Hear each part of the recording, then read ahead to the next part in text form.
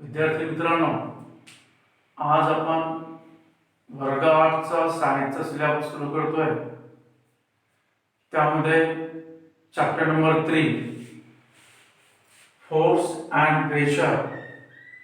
आजपासून गुरुवार, शुक्रवार आणि शनिवार मी तुम्हाला हा सायन्सचा जो टॉपिक आहे तो शिकवणार आहे. Today we start chapter number 3 force and pressure. Here you know what is in by force.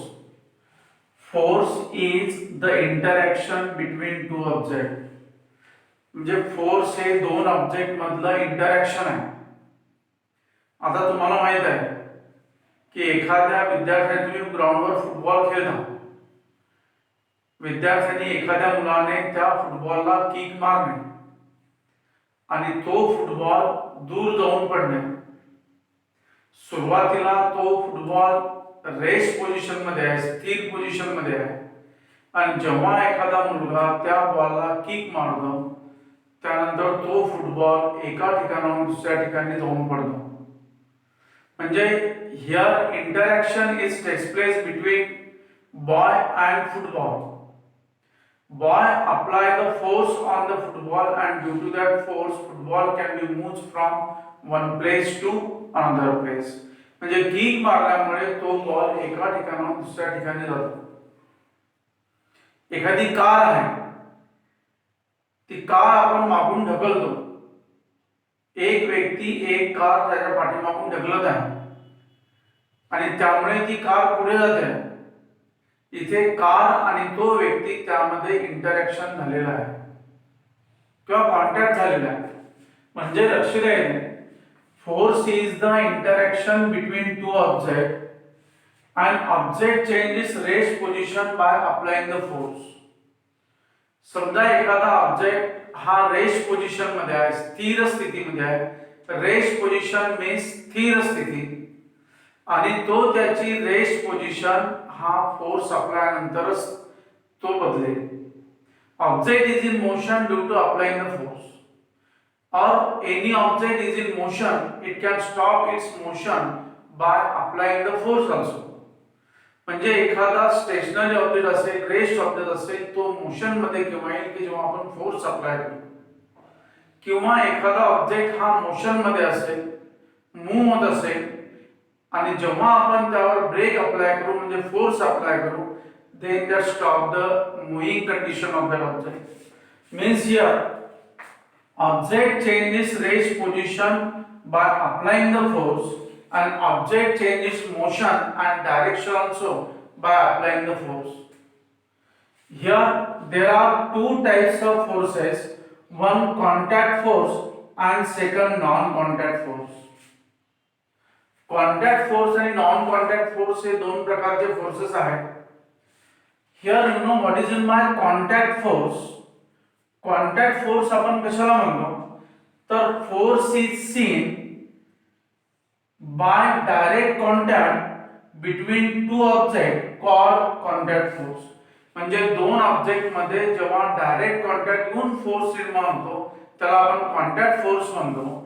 For example, a boy giving kick to football and ball can be moved.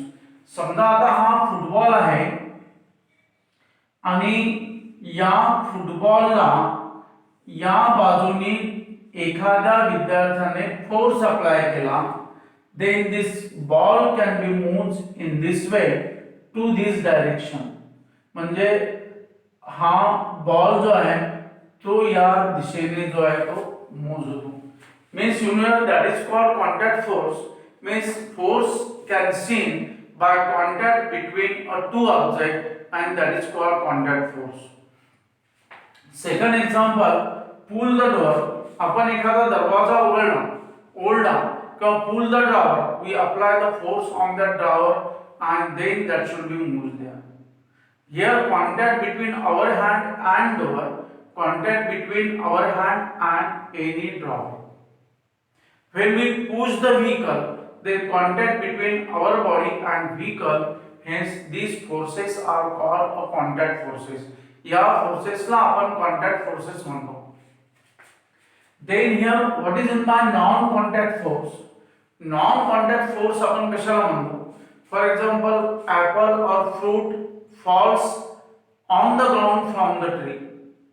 एखादं फळ झाडावरून तुटणे आणि ते ग्राउंडवर येणे, that is due to gravitational force of the अर्थ.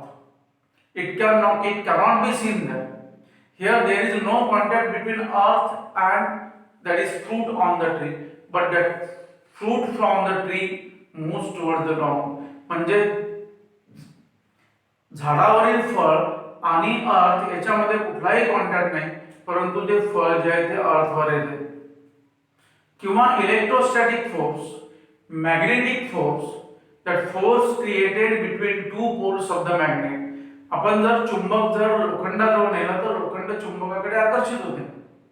Magnet म्हणजे चुंबक, आणि त्याला म्हणतो आपण non contact force. Means what is non contact force? Force is applied between two object are not contact with each other, called non contact force. त्याला आपण non contact force म्हणतो. परत एकदा लक्ष द्या, force is applied between two objects are not contact with each other, called non-contact force. And example, magnetic force, gravitational force, electrostatic force. These are the examples of non-contact force. In this way, here we start this chapter, that force and pressure, and here we study the definition and examples of two kinds of forces. And thank you.